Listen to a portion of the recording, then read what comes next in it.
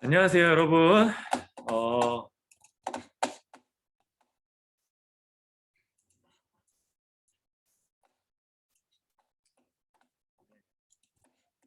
여러 업무로 조금 늦게 시작함을 양해를 부탁하고요.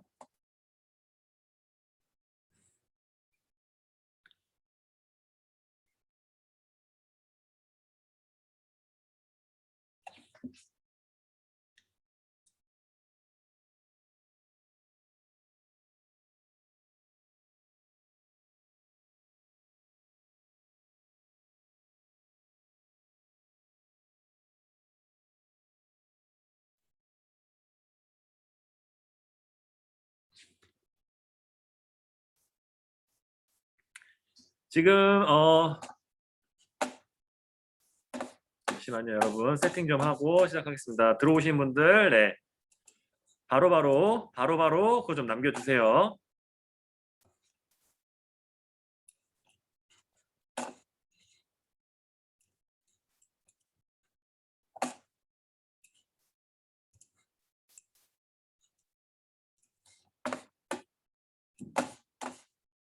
자, 지금 들어오시는 분들, 네, 채팅 학번 이름으로 남겨주시고요.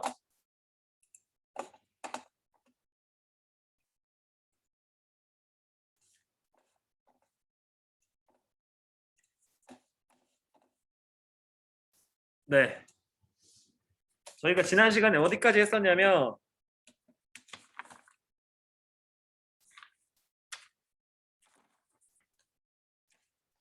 아,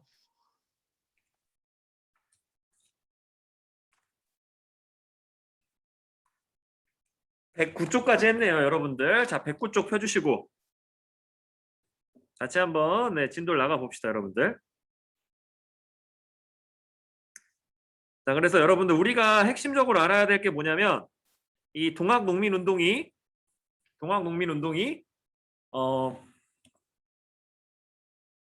서양의 서학과 이게 대조적인 그러니까 좀 비교해서 좀 알아둘 필요가 있습니다. 서양의 들어온 서학 같은 경우에는 가톨릭인 거고요. 그거를 받아들여서 그걸 받아들였다는 표현은 그렇죠. 이 동학교도가 받아들인 건 아니니까 이걸 받아들이는 사람을 보면서 새롭게 이 민간 신앙 뭐 여러 가지 이런 것들을 막 합쳐서 만든 거다라고 알아주시고, 예. 그래서 포접제 이런 것까지 얘기했었고요, 여러분들. 예, 전라도 고구에서 이 조병갑의 학정이 시작되면서 예, 상당한 이런, 자, 오늘 4명 빠지는 거네요, 4명. 안녕하세요. 안녕하세요. 태권도 대회 참가하시는 분, 그런 분도 있네. 코로나 검사, 예. 하나, 둘, 셋, 4명. 28명, 25명. 예, 맞네. 예. 자, 다 들어왔으니까 이 수업 이제 해봅시다, 여러분들. 예. 빡세게. 그래서 여기서 보시게 되면 이 고부 농민봉기까지 저희가 설명을 했고, 만석구라고 하는 거 기억해 주시고, 이 조병갑이라고 하는 사람 기억해 주세요. 그래서 다음으로 넘어가서, 자, 1차 봉기. 여기서 여러분들 우리가 알아둬야 될 게 뭐냐면, 예, 그 고부 봉기에 이 참여한 사람들을 계속 처벌합니다. 이것 때문에 1차 봉기가 나타났다. 그래서 요거 좀 알아둡시다, 여러분들. 제폭구민, 보구간민. 그래서 이 연전 연승하자 상토현에서 이기고, 황룡촌에서 이기고, 전주성까지 들어갔다. 그래서 여러분들 쉽게 얘기했을 때 1차 봉기와 2차 봉기를 좀 구별하실 수 있어야 되고요. 이 1차 봉기가 이루어지고 나서 청나라 군대를 요청하니까 청군과 일본이 같이 들어왔다. 이 상황도 알아주시면 됩니다. 그리고 이 두 가지 상황이 벌어지니까 그 농민군들의 목적은 그거죠. 그러니까 자신들을 수탈하던 사람을 막아달라, 이런 게 목적이었지, 외국 군대가 침입해 들어와서 우리나라를 압박하는 그런 것들은 조금 의미가 없다라고 생각했기 때문에 예, 자신들의 요구 사항만 전달을 하고 자진해서 해산을 합니다. 실제로 그래서 이렇게 되다 보니까 전주 화약을 맺고 물러나게 되고요. 그래서 전라도 각지에서 자치적인 이 개혁기구인 집강소를 운영하면서 개혁안을 실천합니다. 그러니까 되게 슬픈 포인트가 뭐냐면 여러분들 제가 이 부분을 좀 제가 추가적으로 써놨는데 이 동학농민운동을 적극적으로 진압하자라고 생각했던 사람들 중에 일부가 그러니까 여러 계층의 사람들이 이 적극적 진압을 생각을 하긴 했는데 거기에 개화파도 포함이 된다라고 하는 게 참 안타까운 거예요. 아시겠죠? 그러니까 농민들이 바라보는 것도 이런 수탈하는 것에서 벗어난 좀 새로운 거를 지향했었고 개화파도 뭔가 좀 새로운 시스템을 지향했던 세력인데 두 세력이 서로를 어떻게 보면 협력 관계로 나아가지 못했다는 점 이게 되게 결과론적인 이야기지만 굉장히 좀 안타까운 부분입니다. 자, 참고로 이제 다음으로 넘어가서 그래서 청일 전쟁이 조선에서 발생했다. 이거 되게 중요한 거고요. 그래서 전주 화약 이후에 조선 정부는 교정청을 설치했다. 그래서 개혁을 추진했는데 그리고 철병을 요구했는데 일본은 이를 거부하고 청해 공동으로 조선의 내정을 개혁하자. 일본이. 근데 여러분들 청나라 입장에서는 이게 말도 안 되는 소리죠. 그죠? 이미 내가 두 번 이모군란과 갑신정변을 거치면서 이미 내가 입김을 불어넣고 있는데 왜 공동으로 해? 내가 혼자 해야지. 이런 생각을 한 거예요. 그러니까 바로 거부합니다. 실패되니까 경복궁을 점령합니다. 그래서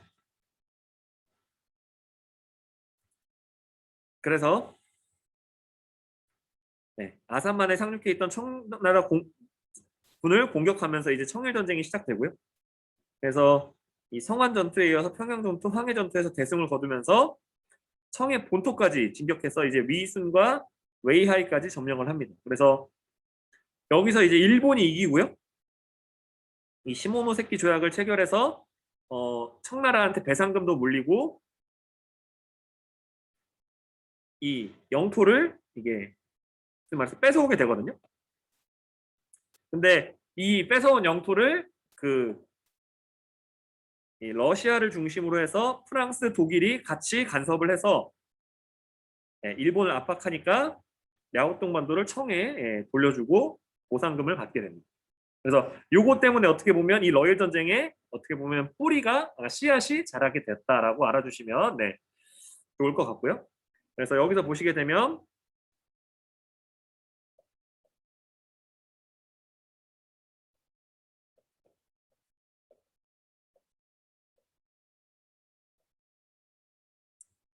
이렇게 좀 정리를 할 수 있고 이게 두 차례 그러니까 농민 봉기의 그 1차 봉기에 대해서 말하는 거고 여기서 보시게 되면 청일 전쟁에 관한 거다라고 알아주시면 좋을 것 같고요.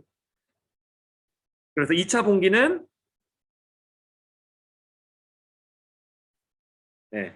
일본군이 정부군과 연합해서 진압할 준비를 하게 됩니다. 그래서 이게 여러분들 쉽게 말씀드리면 그거예요. 1차를 하고 집에 갔다가 청일전쟁이 발생을 하니까 다시 2차 봉기가 일어난 겁니다. 근데 그 청일전쟁 중이니까 청나라랑 일본이랑만 싸우다가 이 전쟁이 어느 정도 끝났다고 판단이 되니까 이제 이 농민군을 그러니까 진압이란 표현은 좀 그렇지만 어쨌든 공격하기 위해서 준비를 했다. 그래서 일본군은 이 농민군이 이때 주장했던 게 일본군 타도라고 하는 반침략적 가치를 가지게 됐고 그래서 쉽게 얘기해서 1차 봉기의 이유는 반봉건 그래서 쉽게 얘기해서 반수탈이다라고 이렇게 알아주시면 될 것 같고요. 그리고 여기서는 반침략적 성격이다. 우리 침략하지 마라 라고 이렇게 요청하는 거다라고 알아주시면 좋을 것 같습니다. 그리고 그래서 이제 북접과 남접이 한성으로 진격하려고 했는데 논산에서 합류를 했고요. 그래서 여러 농민군이 봉기를 했는데 이 공주 우금치에서 일본군과 이 연합부대가 치열하게 전투를 하다가 결국 여러분들 쉽게 여러분들 이렇게 그림으로 평가할 수가 그러니까 설명할 수 있겠어요? 공주 우금치라고 하는 데가 이렇게 언덕이었는데 여기에다가 그, 그 기관 소총이죠 여러분들 그 연발로 나가는 총을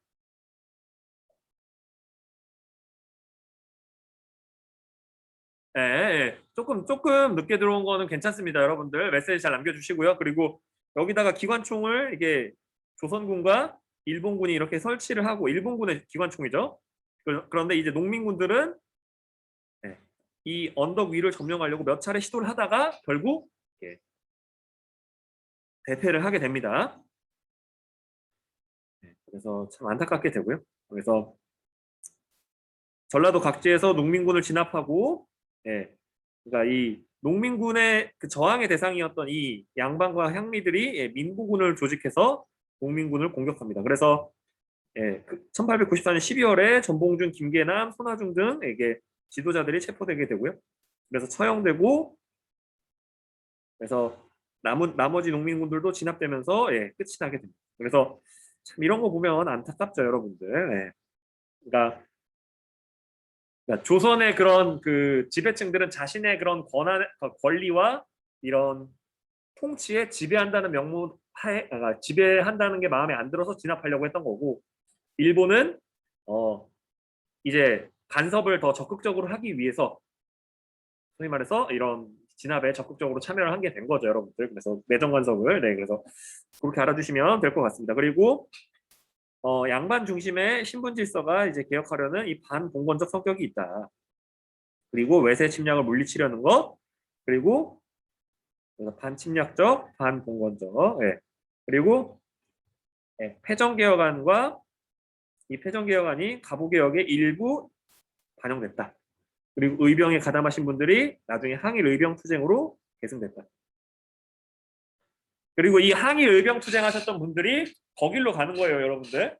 우리가 앞에서 배웠던 위정척사 계열도 항일 의병 운동에 가고 동학농민운동도 항일 의병 운동으로 가고 요 항일 의병으로 가신 분들이 나중에 일제강점기가 되면 만주나 아니면 국외로 이주하셔서 이제 무장 독립투쟁 하시는 그 세력으로 이렇게까지 이어지게 됩니다.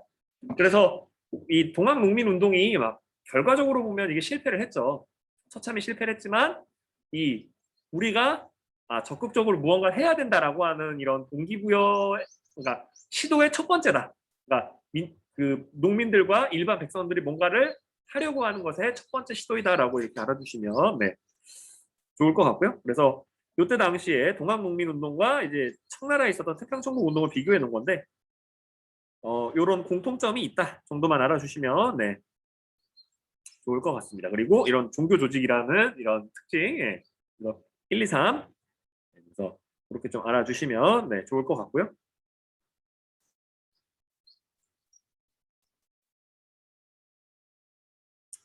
자, 여러분들 이제 이 부분은 오늘이 자 조상우 학생, 조상우 학생은 일반이고, 죄송합니다. 이승현 학생, 이승현 학생 있나요? 네. 이승현 학생이 농민군 패전개혁안을 추진하다 여기 부분, 글과 조항까지 읽어주시고, 그러니까 집중 취재 부분. 자, 그 다음에 황영훈 학생, 황영훈 학생이 그 단독 보도 읽어주시고, 그 다음에 강태영 학생이 여기 독자투고 읽어주세요. 자, 시작. 그 이승현 학생부터 농민군이 내세운 큰 소리로 패정개혁안을 읽어주세요. 네. 농민군이 내세운 패정개혁안을 정부가 받아들인 이후 농민군은 집강소를 설치하여 개혁을 실현해 나가고 있다. 패정개혁안의 주요 내용은 다음과 같다. 1. 전훈타를 혁파하고 이전과 같이 각 읍에서 조세를 상납하게 할 것. 3. 삼가놀이를 징계하고 쫓아낼 것. 6. 각종 항목의 결세액은 평균 분배하되 마구 걷지 말 것. 9. 각종 상인은 항구에서만 매매하게 하되 한성에 점포를 열거나 각지에서 임의로 행상하지 못하게 할 것. 10. 보부상의 폐단이 많으니 혁파할 것. 11. 각 읍에서 아전을 임명할 때 뇌물을 받지 말고 쓸만한 사람을 골라 임명할 것. 13. 대원군이 국정에 관여하면 백성의 마음이 돌아올 수 있을 것. 자, 다 읽고 설명하겠습니다. 자, 그다음 단독 보도 황영훈 학생 안 들어왔어요? 황영훈 학생.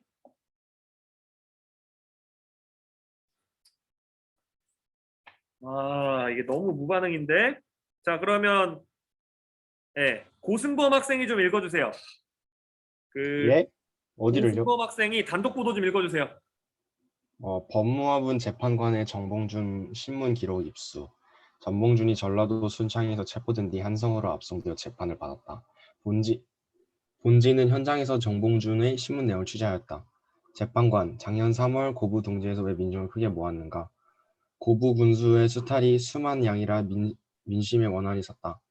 흩어져 돌아간 후 무슨 일로 다시 봉개하였느냐?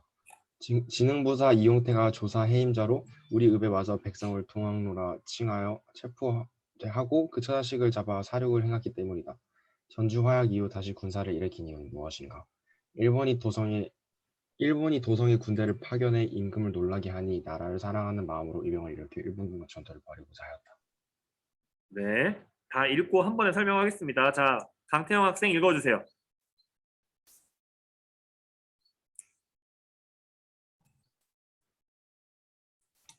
저요? 네, 잠시만요. 여기 이 부분 읽어주세요. 어디요? 복자 투고, 그 부분 좀 읽어주세요. 잠시만요. 이 단독 보도 말씀하시는 거죠? 복자 투고요. 알겠다. 네. 중앙군과 감영군에 전한다. 일본군이 개화파와 힘을 합쳐 경복궁을 습격하고 국권을 조롱하였다는 소식을 들었다. 백성을 위하할 관찰사와 수정 역시 개화파에 속하여 백성을 고통에 빠뜨리고 있다. 동학농민군이 의병을 일으켜 일본군을 몰아내고 조정을 평징한다면 국가의 사직이 잔존해질 수 있을 것이다. 그런데 의병이 이르는 곳마다 중앙군과 감영군이 의리를 생각하지 않고 농민과 서로 싸우고 있다. 나라를 생각하는 마음이 있다면 같이 상의하여 일본을 배척하고 일본과 하친하지 않도록 하기 위해 서로 협력을 함으로써 대의를 이루었으면 한다. 자, 여러분들 여기서 보시게 되면 우선 자, 이 부분을 보시면 뭐 여러 가지가 있는데 첫 번째 이 3번이랑 그러니까 6번 아니 3번이래. 이 6조랑 11조 6조를 보시면 이게 그 우리가 그 세계사나 이런 부분을 좀 아시는 부분은 알겠지만 세금을 걷는 거를 마음대로 하지 말라. 뭐 아니면 뭐 공평하게 해달라. 뭐 이런 요청 자체가 그 굉장히 그때 당시에 그런 당시를 살았던 사람들한테는 필사적인 정말 이게 그 좀 많은 뭐라고 해야 할까요? 이런 삶에 직결되는 문제여서 이게 쉽게 제기할 수 있는 거지만 이게 지금 관점에서 보면 왕이 마음대로 하는 게 문제가 있다. 법대로 해라. 약간 이런 관점으로 발전할 수 있다는 측면에서 굉장히 의미가 있고요.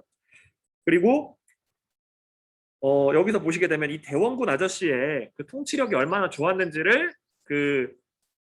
그가 은퇴한 지 그리고 또 이모군란 이후로 이제 끌려갔다 오셨거든요. 한 10년 거의 근 6, 7년 정도 7, 8년 있다가 이제 돌아오시는데 돌아오시고 나서 지금도 이제 살아는 계시는데 나이가 되게 연로하신데도 대원군을 기억할 정도다라고 하는 것도 좀 알아주시면 좋을 것 같고 그러니까 관리를 임용할 때 뇌물 받지 마라. 지금도 똑같죠, 여러분들. 그래서 그런 부분 강조했다라고 알아주시고 핵심은 그거예요. 네. 백성을 하는데 이 처자식까지 예, 사륙했다. 그게 문제인 거죠. 차라리 너가 동학농민운동으로 활동했으니까 네가 죄가 있어라고 해서 그 사람만 처벌했으면 그것도 어떻게 보면 동학농민운동군들과 맺은 그 약속과 다른 내용인데 그게 아니라 그 자식들, 그러니까 가족들까지 괴롭히다 보니까 더 다시 한번 봉기가 일어날 수밖에 없었고 그리고 결정적인 이유는 이거예요. 일본이 도성에 군대를 파견한 거예요. 그러니까 그러니까 어떻게 보면 부수적인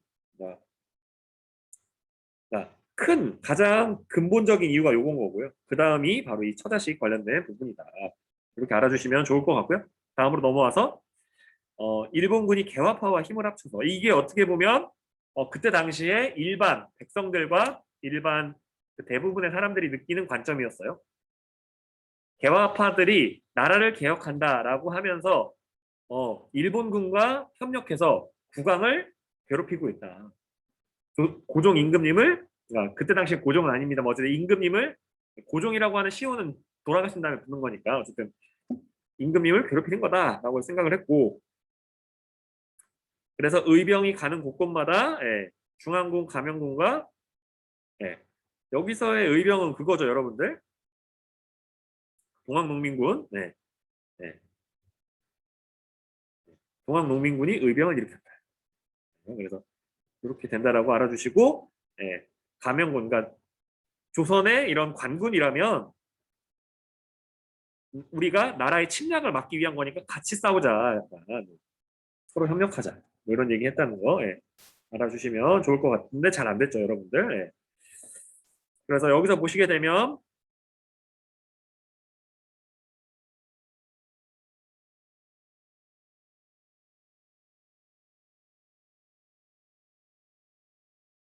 그래서 네.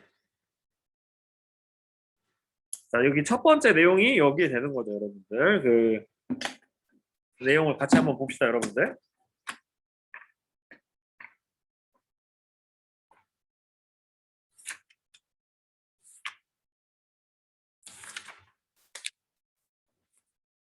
자, 1번의 답은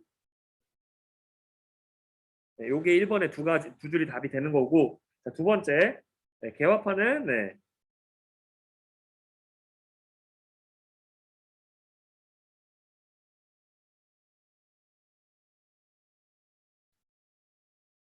이 이유를 한번 독자투고의 기사 내용을 통해서 보자.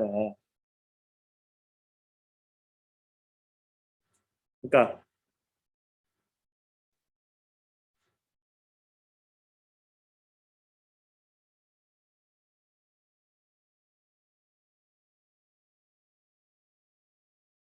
자, 그래서 농민군 입장에서 봤을 때 개화파는 일본과 협력하는 역적이 되는 거죠. 그러다 보니까 관군들, 즉 중앙군과 또 누구죠? 감영군, 요 분들을 농민군이 같이 힘을 합치면 그 일본군에 맞설 수 있다.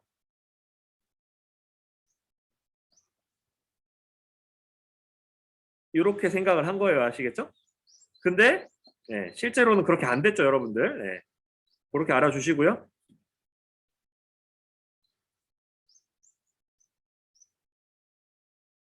그래서 두 번째로 넘어가서 고부 농민 봉기는 사막과 수탈 그리고 그래서 어떻게 보면 우리가 이미 배웠던 1862년의 농민 봉기 같은 성격인 거죠. 그 성격인 건데 첫 번째는 1차 뭔가 고부 농민 봉기인 그런 거고 첫 번째 봉기는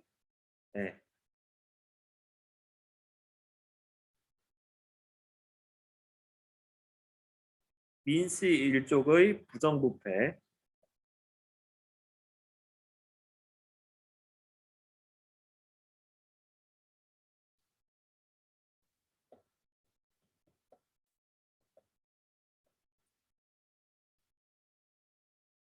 관리들의 부정부패 때문에 그런 거고. 그리고 반봉건적 성격이다. 그러니까 세금 좀 임의대로 걷지 말라. 그런 의미예요.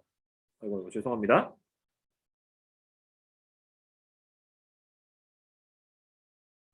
그리고 두 번째, 이 일본군과 개화파의 정변으로 국가가 위기에 있기 때문에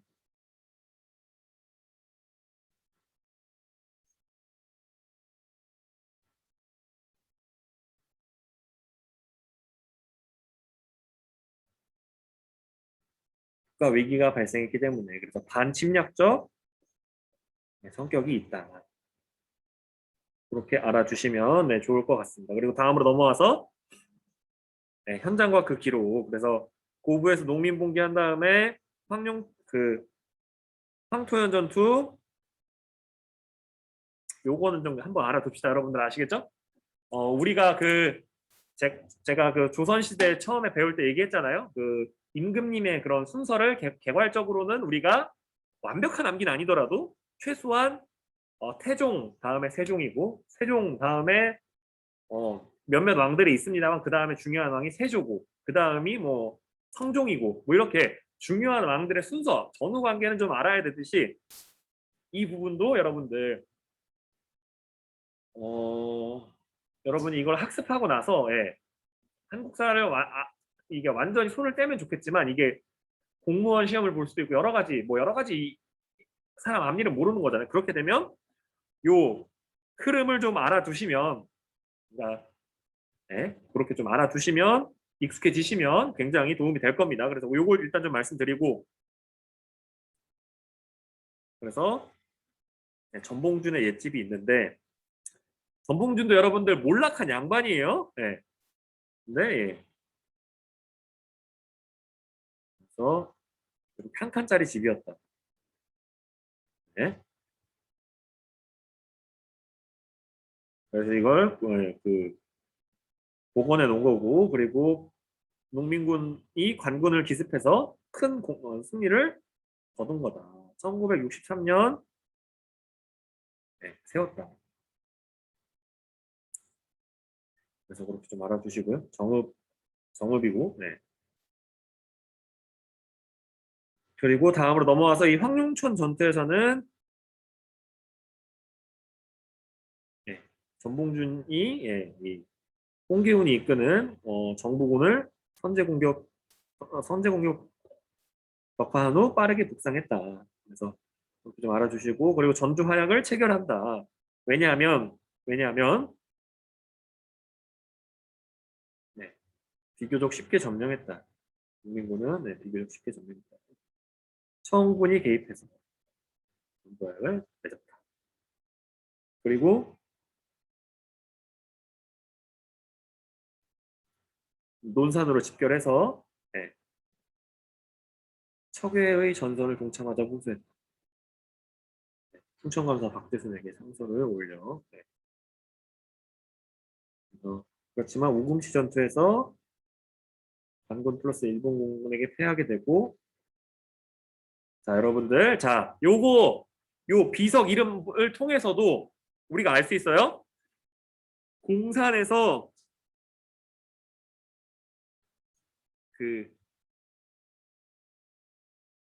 어떻게 보면 비적대를 무찌른 그런 비석이다 이런 뜻이에요. 아시겠죠?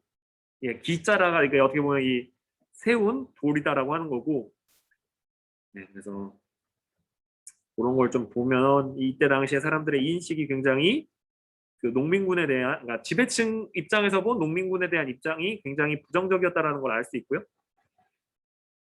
그래서 그런 부분은 좀 아쉽습니다, 여러분들. 그래서 가보개혁을 추진하다. 그래서 군국기무처를 설치해서 회의 모습을 그린 것이다. 이게 그리고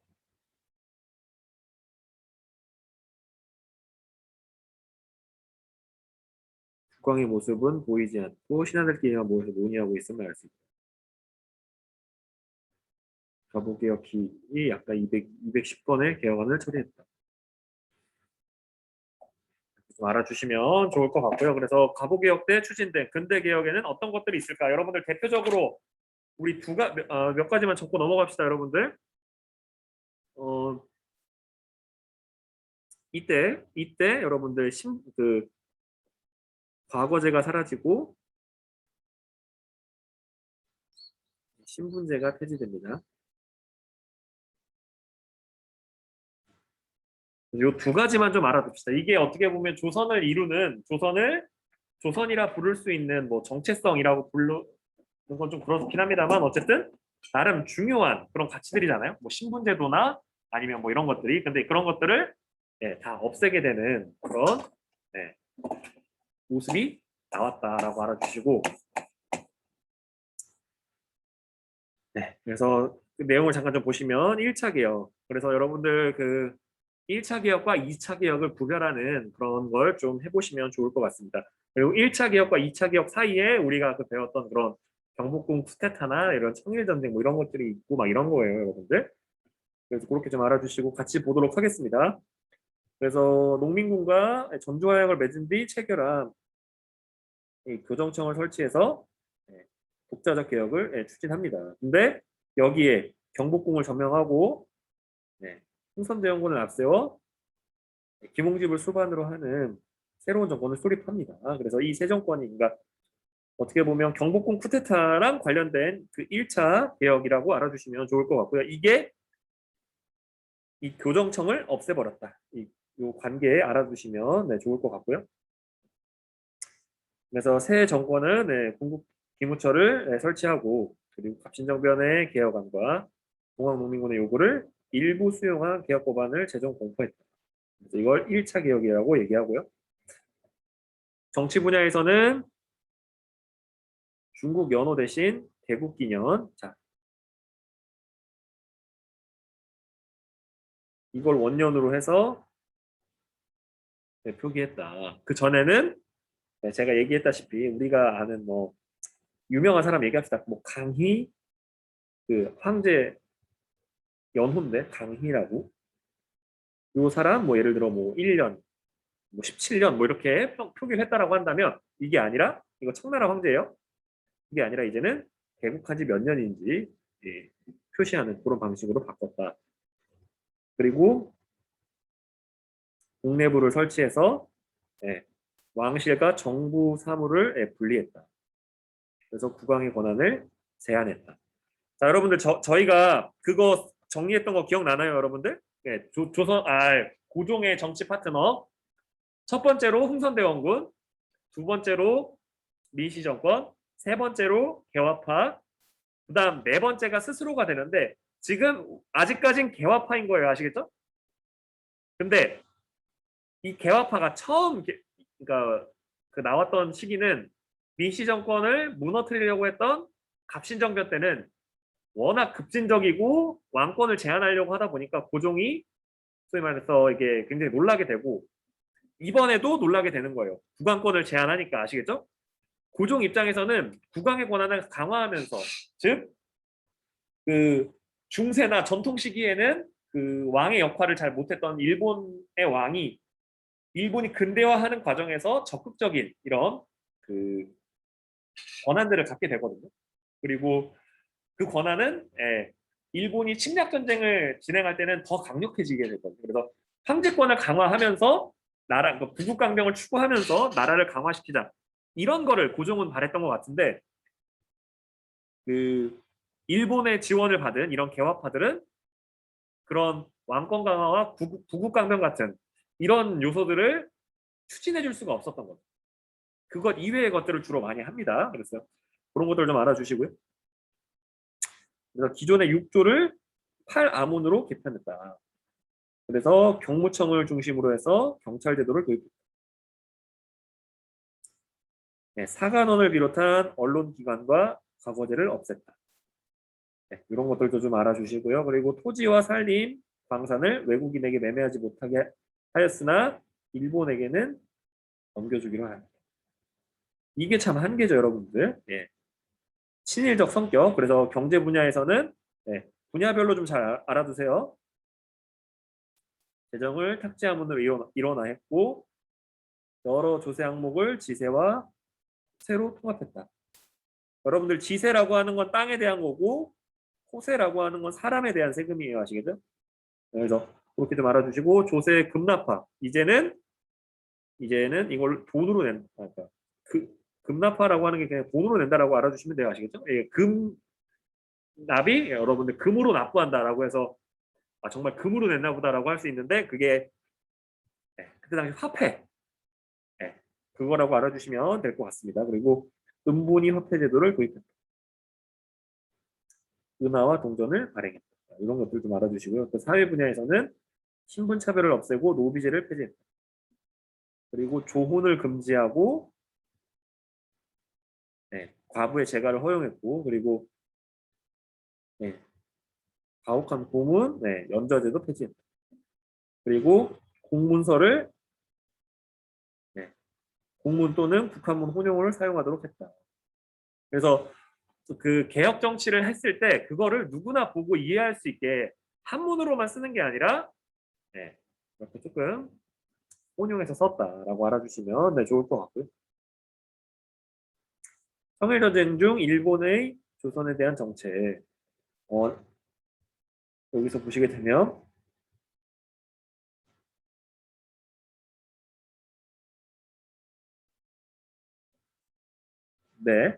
그리고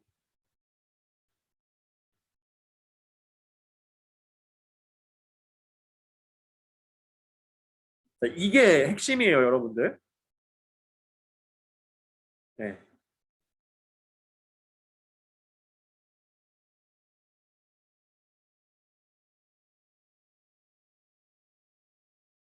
이 부분. 이게 핵심인 거죠. 그래서 일본이 지원하는 여기서는 또 그거죠, 여러분들. 나는 애당초 조선과 같은 나라에서 과연 만족스러운 개혁이 이루어질지 의심이다. 즉 핵심은 뭐냐면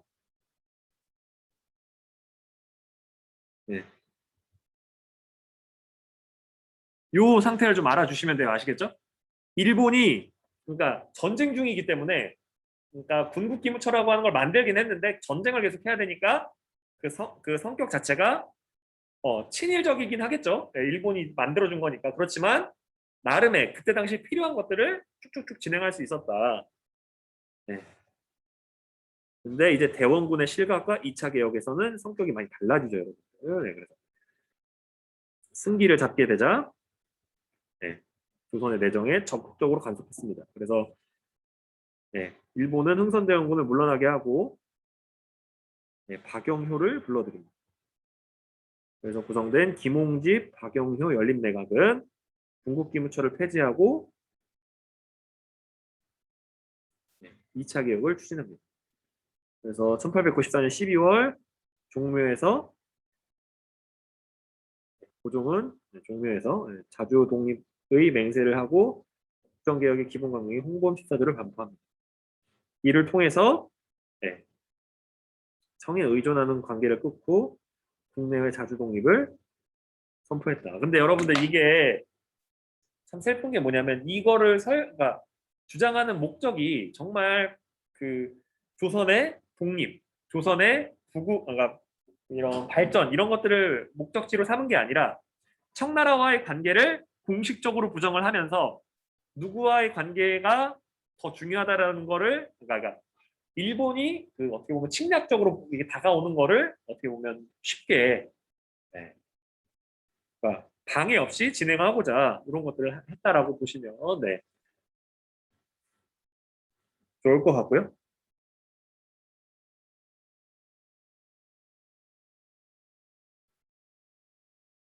그래서 여기서 보시게 되면 정치 분야에서는 통치 구조를 국왕 중심에서 내각 중심으로 바꿨다. 이게 진짜 그거에 어떻게 보면 불씨가 되는 거예요. 이 이후에 광무개혁. 진짜 얘네들은 그러니까 고종 입장에서 봤을 때 내가 뭔가 할 수 없게 조선이 뭔가 할 수 없게 하는구나. 이제는 얘네들이 아니라 내가 직접 뭔가를 해봐야 되겠구나라는 생각을 하게 되고 그래서 그리고 요게 참 이게 중요한 부분이다라고 알아주시고 파라곤을 또 7부로 고치고요. 내각 총리 대신이 통할해서 통합해서 관리했다. 그래서 네, 이렇게 알아주시고요. 그래서 팔도를 23부로 개편하고 부목 9년을 군으로 개칭했다. 23부에 소속시켰다. 그래서 많은 개혁이 있었죠, 여러분들. 그리고 기존의 군사 조직을 폐지하고 중앙에 훈련대를 두고 고종은 별도의 시위대를 창설해서 궁궐 호위를 전담시켰다. 또한 정부기관마다 행사하던 재판권을 재판소로 단일화했다. 그래서 지방재판소, 환성재판소, 고등재판소, 특별법원 등을 설치를 했다.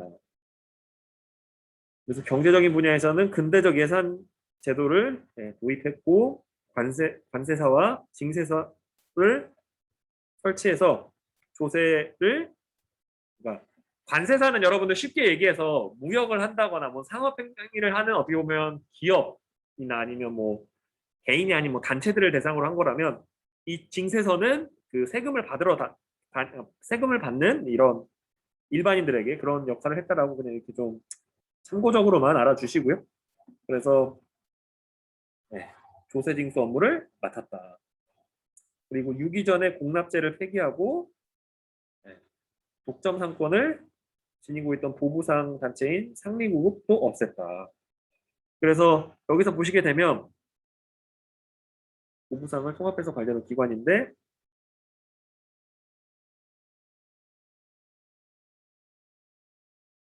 해상공국이 이렇게 되면서 바뀌었었는데 이걸 없앴다. 그래서 독점적인 이런 상업행동 항의를 부정했다라고 알아주시고요. 그리고 교육 입국 조서를 만들어서 한성사범학교 관제 그리고 소학교 관제 그리고 외국어 학교 관제 등을 발표하면서 어떻게 학교를 운영할 거다라고 하는 근대적 교육에 대한 관점을 얘기했다라고 알아주시고 이게 되게 핵심인 거죠, 여러분들. 그래서 내각제 개혁 이후에는 부강권이 극도로 제한됐다. 그래서 대신들이 원하는 대로 국채를 바꾸어 새로 공화 정치를 만들든지 또 대통령을 선출하든지 너희 마음에 내키는 대로 하는 것이 좋을 것이다. 예. 이게 안타깝죠, 여러분들. 왕인데. 그래서 러시아가 주도로 한 삼국간섭으로 일본이 굴복하는 것을 본 고종과 명성황후는 러시아 세력을 끌어들여 일본의 압력을 벗어나려고 했는데 이 과정에서 박용우가 명성황후 폐위 음모의 혐의로 일본에 망명하자 고종은 박정양, 이완용, 친러, 친미 내각의 인물로 구성합니다. 그래서 이 상황에 위기의식을 느낀 일본이 미우라 고로를 조선에 파견하고요. 그래서 미우라 공사는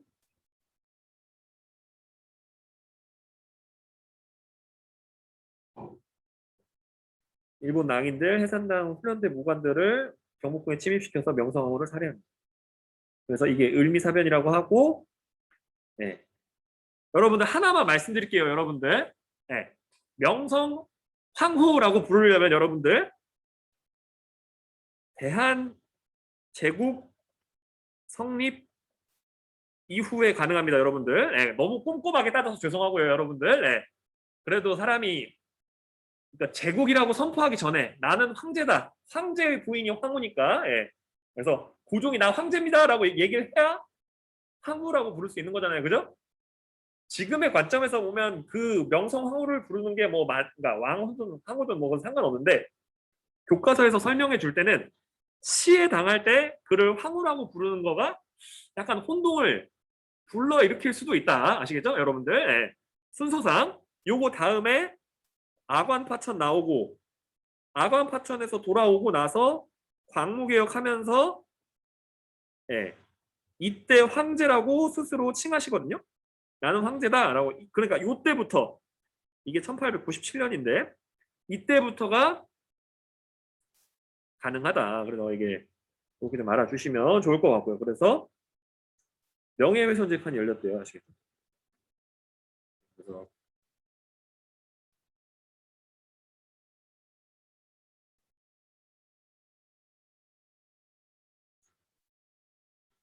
그래서 요 진사가 이 사람들이 네, 간사한 자라고 하니까 대부분 요런 데가 있었을 때 사직상소를 올려 억울함을 호소하거나 상소한 사람을 재판 없이 유배지로 보내는 것이 대부분이었는데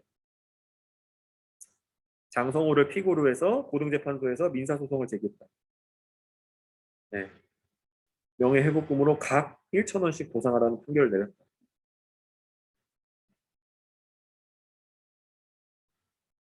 최영백도 징역 3년에 처했다. 가난하다고 하니까 예, 그래서 이런 것도 좀 알아주시면 네 좋을 것 같습니다. 그래서 여러분들 일단 고생 많았고요. 그 혹시 질문 있나요? 네 질문 없으면 네 다음 그 현장 수업 때 보도록 하겠습니다. 여러분들 등교 수업 때 예 수고했습니다. 안녕히 계세요. 예.